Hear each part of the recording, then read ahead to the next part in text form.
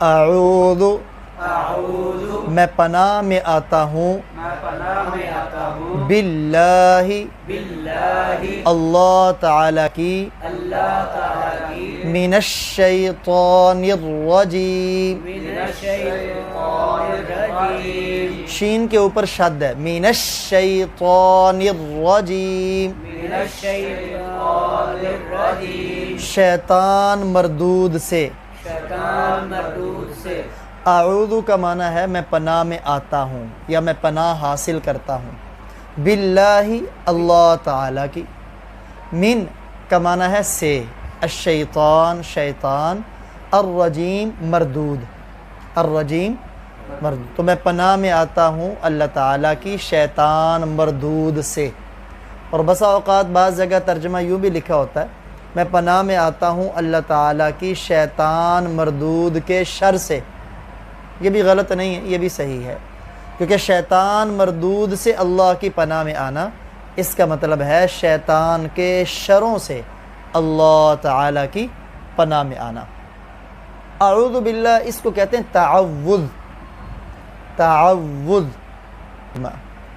یہ تعوذ جو ہے یہ بھی ذکر کی ایک قسم ہے قرآن پاک میں خصوصی طور پر آپ صلی اللہ علیہ وآلہ وسلم کو مخاطب کر کے فرمایا گیا فَإِذَا قَرَأْتَ الْقُرْآنَ پس جب آپ قرآن پڑھیں فَاسْتَعِذْ بِاللَّهِ تو اللہ کی پناہ حاصل کر لیا کریں پناہ مانگ لیا کریں مِنَ الشَّيْطَانِ الرَّجِيمِ شیطان مردود سے اس لیے ہر جائز کام کو شروع کرنے سے پہلے بسم اللہ پڑھنا سنت ہے لیکن قرآن پاک شروع کرنے سے پہلے اعوذ باللہ بھی پڑھنا ضروری اور سنت ہے اور کسی کام سے پہلے اعوذ باللہ نہیں ہے لیکن قرآن پاک شروع کرنے سے پہلے اعوذ باللہ ہے کیوں پڑھنی ہے دیکھیں قرآن پاک نیکیوں میں بہت بڑی نیکی ہے جس کے ایک ایک حرف پر 10 نیکیاں ملتی ہیں اور یہ تب ہے کہ جب انسان بغیر وضو کے ہو اور زبانی قرآن پڑھ رہا ہو تو پھر ایک حرف پر کتنی ملتی 10 نیکیاں اور اگر با وضو قرآن پڑھے تو ایک حرف پر 25 نیکیاں ملتی ہیں سبحان اللہ تو چونکہ بڑی عبادت ہے اور شیطان نہیں چاہتا کہ بندہ نیکی کرے اور وہ بھی اتنی بڑی نیکی اس لیے شیطان جو دشمن ہمیں نظر نہیں آتا تو اللہ تعالیٰ نے ہمیں حکم دیا کہ اس سے تم اپنے رب کی پناہ مانگ لیا کرو تاکہ تمہاری اس نیکی کو وہ ضائع نہ کر دے بسا اوقات انسان نیکی کرنے لگتا ہے نا تو شیطان کہتا ہے فلاں کام یاد کرو فلاں کام یاد کرو چھوڑو پہلے وہ کر کے آ جاؤ وہ کر کے آ جاؤ تو اس کے وسوسوں سے بچنے کے لیے اعوذ باللہ من الشیطان الرجیم ہمیں سکھائی گئی آج کے سبق میں جو سب سے اہم بات ہے جس کو سمجھ کر ہم نے اس پر عمل پیرا ہونا ہے ایک تو بات یہی کہ قرآن شروع کرنے سے پہلے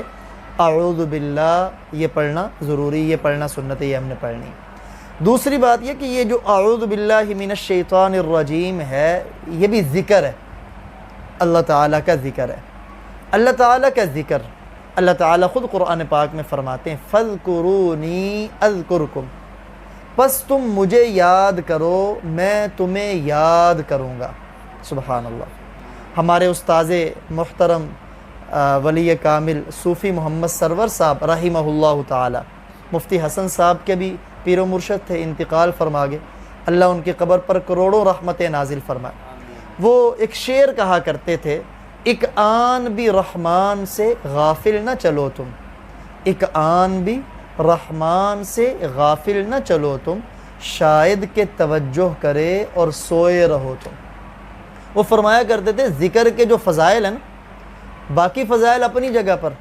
ذکر کا یہ فائدہ اور فضیلت کیا کم ہے کہ بندہ اللہ کو یاد کرتا ہے اور اللہ بندے کو یاد کرتے ہیں سبحان اللہ چنانچہ حدیث قدسی ہے اللہ تعالیٰ فرماتے ہیں کہ جب اذا ذکرنی فی نفسی جب بندہ مجھے اپنے جی میں یاد کرتا ہے تو میں اللہ بھی اپنے بندے کو اپنے جی میں یاد کرتا ہوں سبحان اللہ دیکھیں کیا یہ فضیلت کم ہے کسی آدمی کا تذکرہ اگر بادشاہ وزیر اعظم وزیر اعلیٰ اپنی زبان سے کر دینا تو وہ پھولا نہیں سماتا کہتا جی وزیر اعلیٰ نے میرا تذکرہ کیا، میرے ساتھ چھیڑ چھاڑ نہ کرنا، میرے تعلقات وزیر اعلیٰ سے۔ تو جسے بادشاہوں کا بادشاہ، ساری کائنات کا خالق اور مالک یاد کرے، کتنی بڑی عظمت کی بات ہے۔ اس لیے کہ ایک اللہ والے کہا کرتے تھے کہ مجھے پتہ ہے میرا اللہ مجھے کب یاد کرتا ہے، مجھے پتہ ہے میرا اللہ مجھے کب یاد کرتا ہے۔ شاگردوں نے پوچھا جی کب یاد کرتا ہے؟ کہا جب جب میں اللہ کو یاد کرتا ہوں تب تب میرا اللہ مجھے یاد کرتا ہے۔ فَاذْكُرُونِي أَذْكُرُكُمْ، پس تم مجھے یاد کرو میں تمہیں یاد کروں گا۔ تو آپ اللہ تعالیٰ فرماتے بندہ مجھے اپنے جی میں یاد کرتا ہے، میں بھی اپنے بندے کو اپنے جی میں یاد کرتا ہوں۔ بندہ مجھے اذا ذکرنی فی ملئ، بندہ مجھے مجمع میں یاد کرتا ہے، جیسے ہم یہاں جمع ہیں، تو میں بھی اپنے بندے کو اس مجمع میں یاد کرتا ہوں جو میرے بندے کے مجمع سے اعلیٰ ہوتا ہے۔ سبحان اللہ، اور وہ فرشتوں کا مجمع ہے۔ تو اس لیے ذکر اللہ تعالیٰ کی بہت بڑی عبادت ہے۔ ذکر عموماً اس کی دو قسمیں بیان کی جاتی ہیں، ایک ہے ذکر قلبی، قلب دل کو کہتے ہیں، دل میں اللہ کو یاد کرنا، جیسے اس حدیث مبارکہ میں آیا، یا اسے ذکر نفسی بھی کہتے ہیں، جی میں اللہ کو یاد کرنا، اور ایک ہے ذکر لسانی، زبان کے ساتھ ذکر کرنا۔ یہ جو ذکر قلبی ہے یا ذکر نفسی ہے یہ مشکل ہے، اور ذکر لسانی یہ آسان ہے۔ ذکر قلبی کیا ہے؟ جسے ہم اولیاء کی اصطلاح میں مراقبہ بھی کہا جاتا ہے، کہ انسان اپنے دل کی طرف زبان تالو کے ساتھ لگائے، اپنی توجہ دل کی طرف، دل کی توجہ اللہ کی طرف، اور یہ خیال کرے میرے دل پر اللہ کی طرف سے انوارات کی بارش ہو رہی ہے، اور میرا دل جو ہے وہ شکر کے طور پر، خوشی میں اس پر کہہ رہا ہے اللہ اللہ اللہ۔ زبان سے نہیں کہنا، دل کا خیال کرنا، خیال کے کانوں سے دل کا کہا ہوا سننا ہے۔ لطائف اولیاء بیان فرماتے ہیں جس میں ایک لطیفہ قلب ہے، اور ایک لطیفہ روح ہے، ایک لطیفہ سر ہے، ایک خفی ہے، ایک اخفی ہے، 5 لطائف جو انسان کے یہاں اسی جگہ کے اوپر ہے۔ بہر کیف 35 اسباق ہیں تقریباً جو اولیاء مراقبے کے اپنے مریدوں کو دیتے ہیں۔ تو ذکر قلبی یہ سیکھا جاتا ہے اللہ والوں کی صحبت میں، حتیٰ کہ ایک وقت انسان پہ ایسا آتا ہے کہ اس کے سانس کے ساتھ بھی اللہ کا ذکر ہوتا ہے۔ یہ جو سانس آ جا رہی ہے نا، حالانکہ ہمیں اس کا احساس نہیں ہوتا، سانس آتی ہے جاتی ہے لیکن اللہ کی یاد کے ساتھ آتی جاتی، ایسا حال کسی کو نصیب ہو جائے بڑی بات ہے۔ اور دوسری ذکر کی قسم ہے ذکر لسانی، زبان کے ساتھ ذکر کرنا۔ یہ ذکر آسان ہے، اور اس ذکر کا اہتمام کرنے والے کو بھی اللہ تعالیٰ کل قیامت والے دن ذاکرین کی صف میں شامل فرمائیں گے۔ سبحان اللہ۔ اسی ذکر کے بارے میں اللہ تعالیٰ قرآن پاک میں دیکھیں جتنی بھی عبادات ہیں، نماز کا حکم بھی قرآن میں، لیکن کہیں قرآن کی کسی آیت میں یا کسی حدیث مبارکہ میں یہ نہیں ہے کہ آپ زیادہ نمازیں پڑھو۔ یہ ہے نماز قائم کرو، 5 نمازیں ہیں، یا نوافل کے بارے میں آیا کہ بندہ نوافل پڑھتا رہتا ہے حتیٰ کہ میرے قریب ہو جاتا ہے، لیکن کہیں حکم نہیں ہے کہ زیادہ نفلیں پڑھو۔ روزے کا حکم قرآن میں ہے کہ تم پر روزے فرض کر دیے گئے، لیکن یہ نہیں ہے کہ زیادہ روزے رکھو، ایک مخصوص مقدار ہے نا، رمضان کا مہینہ۔ حج کا ذکر قرآن میں ہے کہ حج کو پورا کرو، لیکن یہ نہیں ہے کہ زیادہ حج کرو۔ یعنی جتنی بھی عبادات ہیں کسی کے بارے میں قرآن و احادیث میں زیادتی مطلوب نہیں ہے کہ زیادہ کرو، لیکن ایک ہی عبادت ایسی ہے جو ہے بھی سب سے اہم، ہے بھی سب سے آسان، اور اس میں اللہ تعالیٰ نے فرمایا اے میرے بندے تھوڑی نہیں بہتی کر، یا ایھا الذین آمنوا اذکروا اللہ ذکرا کثیرا، اے ایمان والو اللہ کا ذکر کرو، اللہ کو یاد کرو، ذکرا کثیرا، بہت زیادہ یاد کرنا۔ صحابی نے پوچھا نا کہ اللہ کے رسول دین کے باقی بھی احکامات ہیں، لیکن مجھے کوئی ایسا عمل بتائیں جسے میں اپنی زندگی کے لیے لازم کر لوں، اوڑھنا بچھونا بنا لوں ہر وقت۔ تو آپ نے فرمایا لا یزال لسانک رطبا من ذکر اللہ، تمہاری زبان ہمیشہ اللہ کی یاد سے تر رہے، اس کو تم لازم پکڑ لو۔ اب ذکر کی نا اللہ والوں نے 10 اقسام قرآن و احادیث کی روشنی میں بیان فرمائی۔ کتنی اقسام؟ 10 اقسام۔ وہ عام سی ہے لیکن عموماً مشہور بھی ہیں، ہم کرتے بھی ہیں، لیکن تھوڑی سی ذرا وضاحت آپ حضرات کے سامنے آ جائے گی. ان اذکار کو اپنانا اور اہتمام کرنا ہمارے لیے آسان ہوگا. ذکر کی پہلی قسم ہے تسبیح. کیا قسم ہے؟ تسبیح. سبحان اللہ سبحان اللہ. کیا مطلب؟ کہ اللہ تعالی ہر نقص سے، ہر عیب سے، ہر کمزوری سے پاک ہے. اللہ شرک سے پاک ہے، اپنے شریک سے پاک ہے، ساجی سے پاک ہے، وزیر سے پاک ہے. تو یہ ہے سبحان اللہ. چنانچہ اللہ تعالیٰ قرآن پاک میں فرماتے ہیں وَسَبِّحُوهُ بُكْرَةً وَأَصِيلًا. تم اپنے رب کی تسبیح صبح و شام بیان کرو، صبح و شام بیان کرو. تو یہی تو سبحان اللہ ہے کہ جس کے بارے میں آپ صلی اللہ علیہ وسلم نے فرمایا کہ بندہ ایک مرتبہ سبحان اللہ کہتا ہے، جنت میں اللہ تعالیٰ ایسا درخت لگاتے ہیں. یہ جو جنت ہے نا، چٹیل میدان ہے، اس کو بندے نے آباد کرنا ہے اپنے نیکیوں سے، ذکر سے اور اعمال سے. تو بندہ ایک مرتبہ کہتا ہے سبحان اللہ، اس کے اس سبحان اللہ کی بدولت ایسا درخت جنت میں لگا دیا جاتا ہے کہ جس کے سائے کے نیچے عربیوں نسل گھوڑا، سمجھ لیں 1 to 5 ہو، اور دوڑے بھی 1 to 5 کی سپیڈ میں. 1-2 دن نہیں، آپ 1-2 دن دوڑائیں کتنا فاصلہ طے ہو جاتا ہے. رکے نہیں، آرام نہیں کریں. 100 سال تک عربیوں نسل گھوڑا اس کے سائے کے نیچے دوڑتا رہے، اس کا سایہ ختم نہیں ہوگا. سبحان اللہ. تو تسبیح یہ ذکر کی پہلی قسم ہے. دوسری قسم تحمید. الحمدللہ الحمدللہ. تسبیح میں ہے کہ اللہ ہر نقص سے پاک ہے، اور تحمید میں ہے کہ ہر کمال کی صفت اللہ کے لیے ثابت ہے.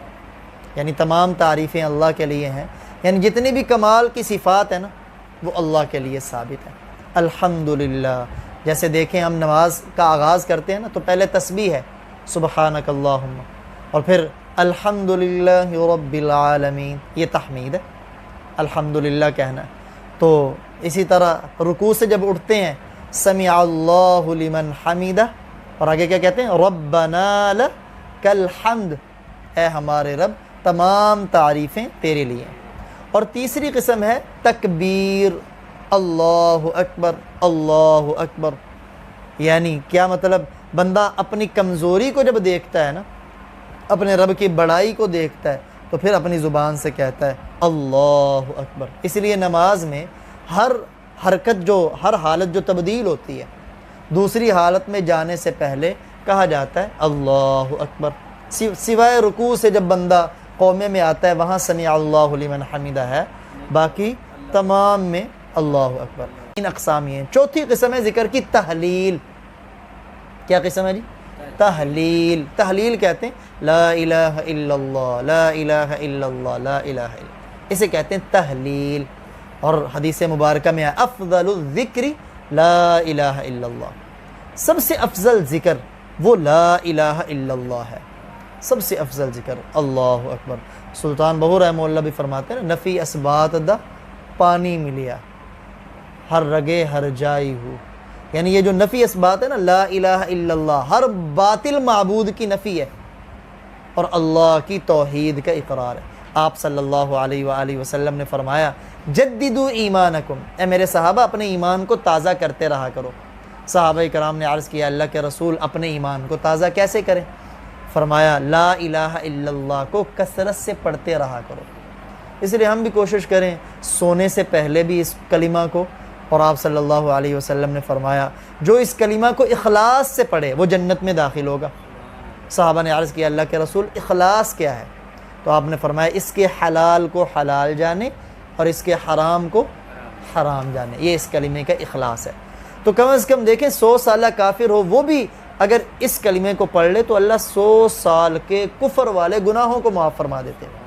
تو لا الہ الا اللہ افضل الذکر ہے. یہ چوتھی قسم ہے ذکر کی. پانچویں قسم ہے حوقلہ. کون سی قسم ہے جی؟ حوقلہ. لا حول ولا قوت الا باللہ، اسے کہتے ہیں حوقلہ.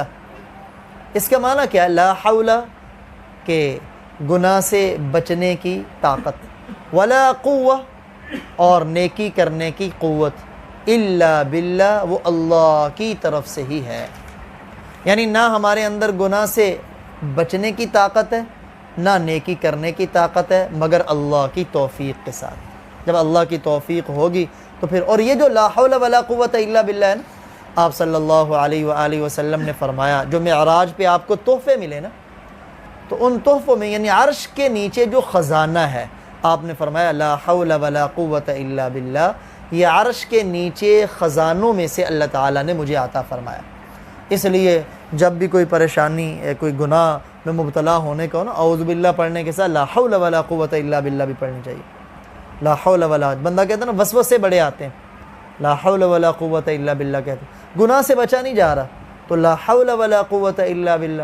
بلکہ شیخ الاسلام مفتی تقی عثمانی صاحب دامت برکاتہم العالیہ فرما رہے تھے کہ ایک گناہ ایسا ہے جس کی بندے کو نا عادت پڑ جاتی، اسے بچا نہیں جا رہا، بچنا چاہتا ہے پھر ہو جاتا ہے، تو وہ قرآن پاک کی ایک آیت ہے، وہ آیت پڑھ کے اپنے رب سے کہ یا اللہ یا تو یہ گناہ مجھ سے چھڑا لے، نہیں چھوڑتا تو اس کو میرے نامہ اعمال میں بطور گناہ کے درج نہ کر۔ ربنا آتنا من لدنک رحمہ، ربنا آتنا وہیئ لنا من امرنا رشدا، یا اللہ اپنی طرف سے مجھے رحمت دے دے اور اپنی طرف سے ہدایت کے میرے لیے فیصلے فرما۔ تو ذکر کی چوتھی قسم، پانچویں قسم ہے یہ حوقلہ، اور چھٹی قسم ہے حسبلہ۔ حسبلہ، حسبلہ کیا ہے؟ حسبی اللہ، یا یہ تو مفرد ہے کہ بندہ اکیلا اپنے لیے کرے، حسبی اللہ، مجھے اللہ کافی ہے۔ اور اگر جمع کے لیے، سب کے لیے، حسبنا اللہ ونعم الوکیل، نعم المولا ونعم النصیر۔ غزوہ احد کے موقع پر آپ صلی اللہ علیہ وآلہ وسلم نے یہی پڑھا۔ تو دوسرا، جب بھی کوئی مشکل امر پیش ہو نا، جب کوئی پریشانی، پہلے تو یہ ہوتا تھا ٹھوکر بھی لگتی تھی نا، ٹھوکر، تو بجائے ٹھوکر پر اوہو جیسے آج کل ہم کہتے ہیں، نہیں، حسبی اللہ۔ بچہ گرنے لگا، حسبی اللہ، یعنی یہ جو لفظ ہے نا حسبی اللہ کا، اسے ہم اپنی زبانوں پہ لے آئیں۔ کوئی پریشانی، حسبی اللہ، زیادہ ہے گھر میں تو گھر والوں کے پریشان ہونے کی ضرورت، حسبنا اللہ، ہمیں اللہ کافی ہے، ونعم الوکیل، بہترین کارساز، نعم المولا، بہترین مولا یعنی مددگار، ونعم النصیر، بہترین مددگار۔ ذکر کی ساتویں قسم ہے بسملہ۔ بسملہ یعنی بسم اللہ الرحمن الرحیم۔ بسم اللہ الرحمن الرحیم، اب ہم نے اپنے ہر کام کے شروع کرنے سے پہلے بسم اللہ الرحمن الرحیم کو پڑھنا ہے۔ چنانچہ حدیث مبارکہ میں ہے بسم اللہ الرحمن الرحیم کا ترجمہ کیا ہے؟ بسم اللہ، اللہ کے نام سے شروع، الرحمن جو بے حد مہربان، الرحیم نہایت رحم کرنے والا ہے۔ ہر کام شروع کرنے سے پہلے بسم اللہ پڑھنا، حتیٰ کہ حدیث مبارکہ میں آتا ہے بندہ جب گھر میں داخل ہوتا ہے نا اور بسم اللہ پڑھ کے دروازہ بند کرتا ہے تو شیطان کہتا ہے اس گھر میں میرے لیے داخل ہونے کی کوئی جگہ نہیں، اور جب بسم اللہ پڑھ کے کھانا شروع کرتا ہے تو شیطان کہتا ہے ان کے دسترخوان پہ میرے لیے ایک لقمہ بھی نہیں۔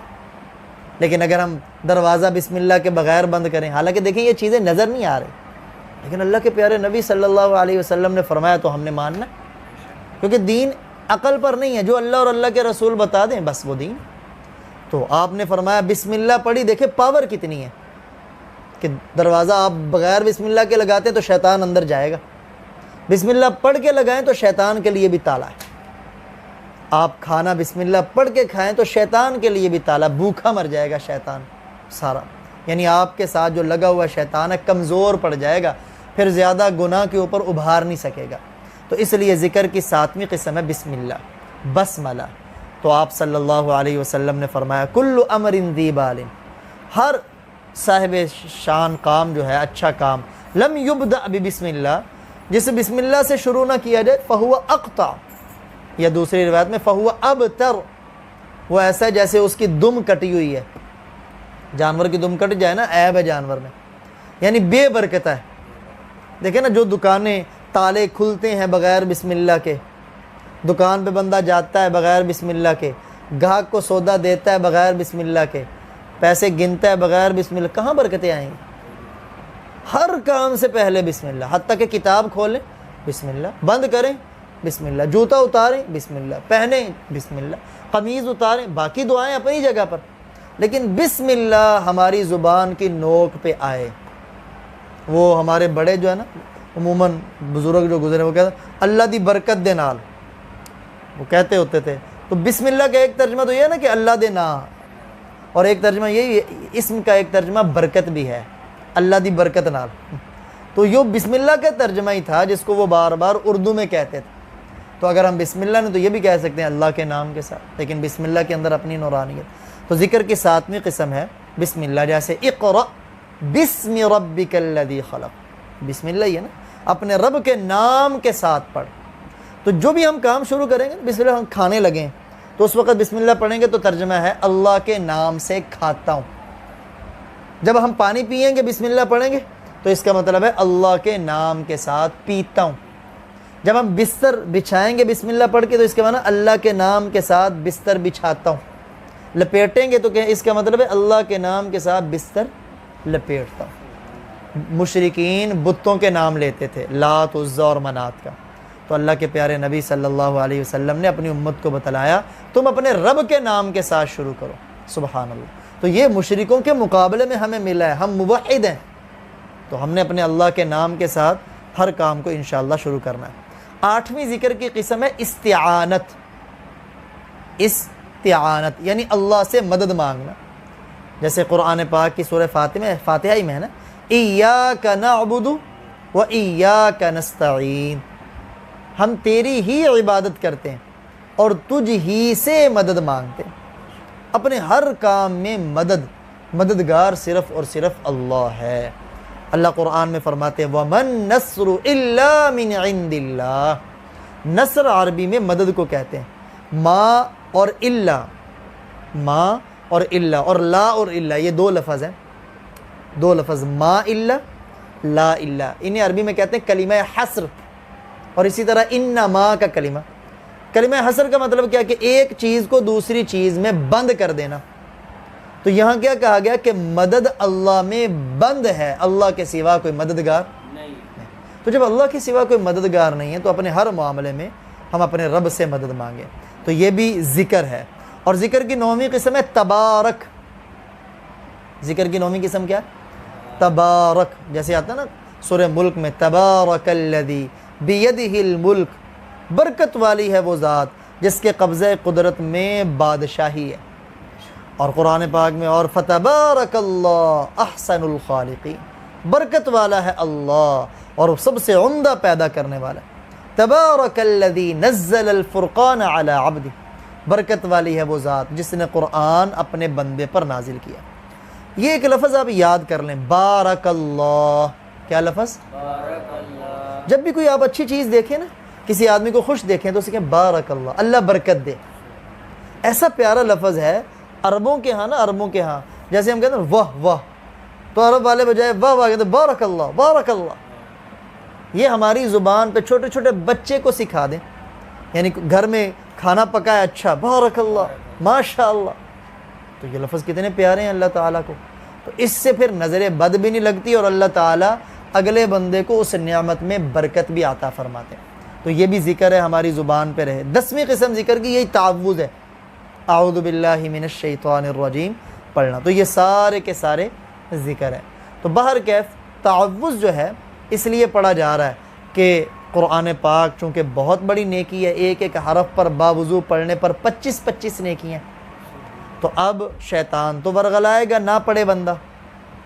قرآن جس کا دیکھنا ثواب، جس کو باوضو چھونا ثواب، سینے سے لگانا ثواب، جسے دیکھنا ثواب، پڑھنا ثواب، جس کے مطابق جس میں سوچنا ثواب، غور و فکر کرنا ثواب. سبحان اللہ، ثواب ہی ثواب ہے، اجر ہی اجر ہے. تو اس کو شروع کرنے سے پہلے ہمیں حکم دیا گیا کہ آپ لوگ اعوذ باللہ من الشیطان الرجیم پڑھ لیا کریں. کیوں؟ ہر انسان کے ساتھ نا نفس لگا ہوا ہے، شیطان بھی ہے، نفس بھی ہے. ان النفس لامارۃ بالسوء، نفس جو ہے انسان کو برائی پہ ابھارتا ہے، نیکی کرنے کے اوپر تو نہیں لگنے دیتا. شیطان بھی برائی پہ ابھارتا ہے. تو اس سے بچنے کے لیے اعوذ باللہ ہمیں سکھائی گئی. دیکھیں اعوذ باللہ میں ایک تو اعوذ ہے، میں پناہ میں آتا ہوں، اس کا معنی ہے پناہ طلب کرنا، پناہ حاصل کرنا. باللہ اللہ تعالیٰ کی. آگے لفظ ہے من سے، الشیطان شیطان. شیطان عربی لغت کے اعتبار سے یہ شین طا نون اس سے ہے شطن. اور شین طا نون کے عربی میں دو معنی آتے ہیں. ایک معنی آتا ہے دور، دوری. تو چونکہ شیطان کو شیطان اس لیے کہتے ہیں، حالانکہ اس کا نام ہے عزازیل. شیطان کا کیا نام ہے؟ عزازیل. تو لیکن اسے شیطان کیوں کہا گیا؟ شیطان شطن سے ہے، اس کا معنی ہے دوری. تو چونکہ شیطان اپنے رب کی رحمت سے دور ہے، اللہ نے کہا نا فخرج فإنک رجیم، نکل جا اب تم مردود ہوگا. فإن علیک اللعنہ فإن علیک لعنتی الی یوم الدین، قیامت تک میری لعنت تجھ پہ برستی رہے گی. اور شیطان شطن اس کا دوسرا معنی ہے ہلاکت.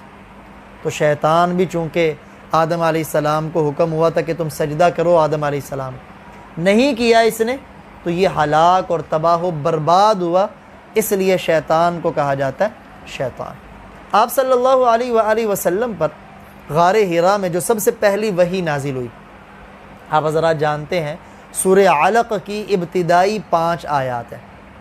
اقرأ بسم ربک الذی خلق خلق الانسان من علق اقرأ وربک الاکرم الذی علم بالقلم علم الانسان ما لم یعلم. اب دیکھیں یہاں پہلے پڑھنے کا ذکر ہے، اقرأ پڑھیں، اقرأ پڑھیں، ہاں، اور دوسرا بسم ربک اپنے رب کے نام سے. بعد میں ہے الذی خلق، جس نے پیدا کیا. یعنی پڑھنے کا ذکر پہلے ہے، پیدائش کا ذکر بعد میں، کہ بندہ جو پڑھتا ہے حقیقی معنوں میں انسان وہی بنتا ہے. حقیقی معنوں میں جو دین سیکھتا ہے قرآن پڑھنے والا ہوتا ہے. تو اب یہ 5 ابتدائی آیات نازل ہوئی. تفسیر میں ابن جریر رحمہ اللہ تعالیٰ ایک روایت لے کے آئے، سیدنا عبداللہ بن عباس سب کے رضی اللہ تعالیٰ. چھوٹی سی عمر سے جوانی کی عمر تھی، آپ صلی اللہ علیہ وسلم نے جب نبوت 14-15 سال کی عمر میں آپ کے ساتھ جڑیں، اور سبحان اللہ کتنا علم پایا. آپ کے چچا زاد ہیں، عباس آپ کے چچا ہیں، کہ ان کو ترجمان القرآن کہا جاتا ہے. حبر الامہ، اس امت کے عالم، عربی میں حبر کہتے ہیں عالم کو، اس امت کا عالم کہا گیا ہے عبداللہ ابن عباس کو. تو عبداللہ ابن عباس رضی اللہ تعالیٰ عنہما سے روایت منقول ہے، وہ فرماتے ہیں کہ جس وقت یہ جو پہلی وحی نازل ہوئی نا، سورہ علق کی ابتدائی 5 آیات، اس کے متصل بعد یہ نازل ہوا کہ جس میں آپ کو کہا گیا کہ آپ استعذ اعوذ باللہ من الشیطان الرجیم پڑھیں. پھر کہا گیا وقل بسم اللہ الرحمن الرحیم، بسم اللہ الرحمن الرحیم پڑھیں. اور اس کے بعد آپ صلی اللہ علیہ وسلم کو وضو سورہ فاتحہ کی تعلیم دی گئی، وضو کا طریقہ بتلایا گیا، اور ساتھ ہی نماز کے لیے کھڑا ہونے کا حکم دیا گیا. یعنی ابتدائی جو پہلی وحی نازل ہوئی ہے اس کے متصل بعد اعوذ باللہ من الشیطان الرجیم بسم اللہ الرحمن الرحیم یہ نازل ہوئے ہیں. اور پھر اس کے بعد آپ کو سورہ فاتحہ سکھائی گئی، وضو کا طریقہ بتایا گیا، اور کہا گیا کہ نماز پڑھیں. اس لیے جس دن پہلی وحی نازل ہوئی ہے نا، اس کے دوسرے دن ہی آپ صلی اللہ علیہ وسلم نے باجماعت نماز ادا کی، کہ آپ کے پیچھے سیدنا صدیق اکبر بھی تھے، سیدنا علی المرتضیٰ بھی تھے، اور امی خدیجۃ الکبریٰ رضی اللہ تعالیٰ عنہ، اور بعض روایت میں سیدنا زید رضی اللہ تعالیٰ عنہ. یہ 4 حضرات آپ کے ساتھ پیچھے جماعت میں کھڑے تھے اور آپ جماعت کروانے والے تھے. بہرکیف جیسے میں نے پہلے عرض کیا کہ صرف قرآن شروع کرنے سے پہلے ہم نے اعوذ باللہ پڑھنی، باقی کاموں کے شروع کرنے سے پہلے بسم اللہ، لیکن قرآن شروع کرنے سے پہلے اعوذ. اب اعوذ باللہ کے ایک تو یہ الفاظ ہیں جو یہاں اب ہم پڑھ رہے ہیں. یہاں قرآن پاک میں تو چونکہ یہ نہیں لکھے ہوئے، دیکھیں نا آپ قرآن پاک پڑھتے ہیں تو بسم اللہ سے شروع ہے، اعوذ باللہ نہیں ہے. اعوذ باللہ وہی سورہ نحل کی آیت جس میں ہے فَإِذَا قَرَأْتَ الْقُرْآنَ فَاسْتَعِذْ بِاللَّہ. تو اعوذ باللہ کے ایک تو یہی الفاظ ہیں، آپ یہ بھی پڑھ سکتے ہیں اعوذ باللہ من الشیطان الرجیم. ایک الفاظ اعوذ باللہ کے یہ بھی ہیں اعوذ باللہ السمیع العلیم من الشیطان الرجیم. میں پناہ میں آتا ہوں اس اللہ کی جو ہر بات سننے والا، ہر چیز کو جاننے والا ہے. کس سے؟ شیطان مردود سے. اعوذ باللہ کے ایک الفاظ یہ بھی ہیں استعیذ باللہ، آپ یہ بھی کہہ سکتے ہیں استعیذ باللہ باللہ. اور یہ بھی کہہ سکتے ہیں نستعیذ، یہ جمع کا صیغہ ہے بس، نستعیذ باللہ. اعوذ باللہ کے یہ الفاظ بھی آئے ہیں اعوذ باللہ القادر من الشیطان الغادر. قادر یعنی اس اللہ جو قادر ہے اس کی پناہ میں آتا ہوں دھوکے باز شیطان سے، غادر دھوکے باز کو کہتے ہیں۔ اعوذ باللہ القادر من الشیطان الغادر۔